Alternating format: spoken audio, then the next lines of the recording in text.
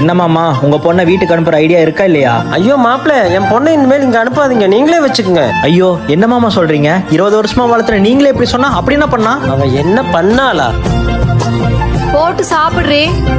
என் புருஷன் பாவம் அங்க நான் இல்லாம எவ்வளவு கஷ்டப்படுறாரோ. அதெல்லாம் நிம்மதியா தான் இருப்பாரு. பா, அவ கிடக்குறா, நீ சாப்பிடுமா சாப்பிடுமா. யாரு கூடமா பேசிட்டு இருக்க இவ்வளவு நேரமா? உங்க மருமகன் கிட்ட தான்ப்பா சாப்பிட்டாரா இல்லையான்னு கேக்குறக்காக கூப்பிட்டேன். நீங்க பேசுறீங்களாப்பா? பேசுமா பேசுமா. அங்க வந்து இவ்வளவு நேரம் நீ பேசிட்டு இருந்ததுக்கும் புறச்ச கூட இருந்திருக்கலாம். அவர் இல்லாம தூக்கமே வர மாட்டேங்குது. அங்க அவர் தூங்கிருப்பாரா அப்படின்னு உங்களையே கேக்குறா மாப்பிள்ள. இங்க வந்து பெத்தவங்க யாரையும் மதிக்கிறதே கிடையாது.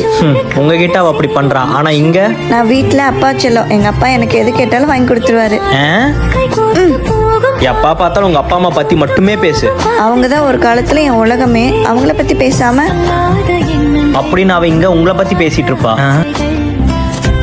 ஏய், இங்க என்னடி பண்ற? ஓ, உங்க அப்பா தொலை தாங்க முடியாம அனுப்பிச்சுட்டாரா?